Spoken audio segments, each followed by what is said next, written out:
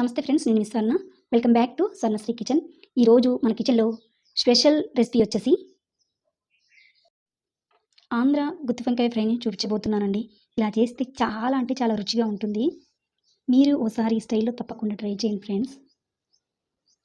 చాలా సింపుల్గా చేయడమే కాదు, సూపర్ టేస్టీగా తినేయచ్చు.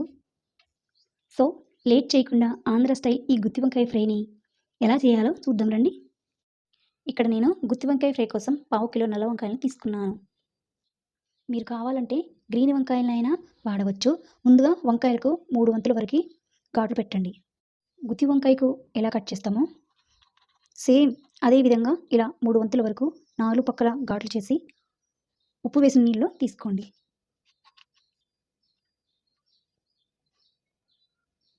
ఇలాగే మిగతా అన్ని వంకాయలను కూడా కట్ చేస్తూ ఉప్పు నీళ్ళకు తీసుకొని వీటిని రెడీగా పక్కన పెట్టండి.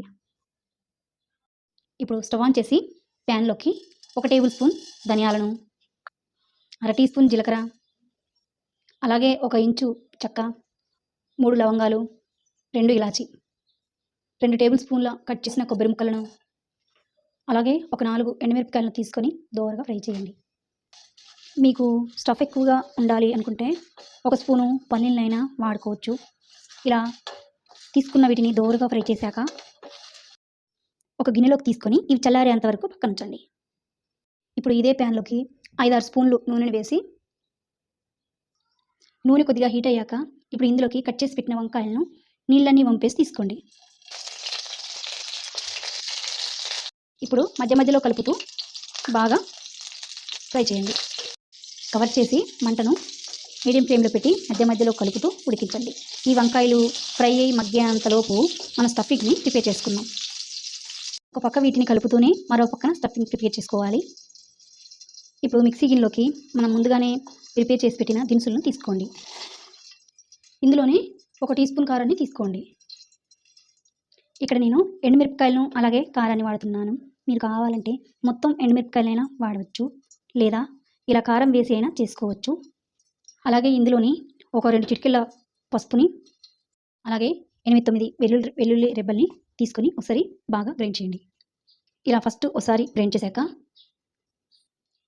టేస్ట్కి సరిపడా ఉప్పుని, కొద్దిగా కరివేపాకు ఆకుల్ని, కొంచెం కొత్తిమీర ఆకుల్ని కాడలతో సహా తీసుకొని మళ్ళీ ఒకసారి గ్రైండ్ చేసుకొని తీసుకోండి. ఇలా ఇందులో కరివేపాకు, కొత్తిమీర వేసి గ్రైండ్ చేయడం వలన స్టఫింగ్ అనేది చాలా మంచి రుచి ఉంటుందండి. సో ఇలా గ్రైండ్ చేసిన దీన్ని ఒక గిన్నెలోకి తీసుకున్నామంటే గుత్తి వంకాయ ఫ్రై కోసం స్టఫింగ్ అనేది తయారైపోతుంది. సో ఈ స్టఫింగ్ని రెడీగా పక్క నుంచి మరో పక్కన వంకాయలు ఉడికాయో లేదో చూద్దాం. ఇలా మనం కొంచెం నొక్కి చూసామంటే చూడండి, వంకాయ మెత్తబడింది కదా. ఇప్పుడు వీటిని ఒక ప్లేట్లోకి తీసుకొని స్టవ్ ఆఫ్ చేయండి. ఇవి కొంచెం చల్లారినాక మనం ముందుగా ప్రిపేర్ చేసిన స్టఫింగ్ని ఇందులోకి స్టఫ్ చేసుకుందాం. వంకాయల్ని వేడి మీద స్టఫ్ చేశారంటే చేతికి వేడి తగులుతుంది. కాబట్టి కాస్త చల్లారిన తర్వాతే ఇలా స్టఫ్ చేసి తీసుకోండి.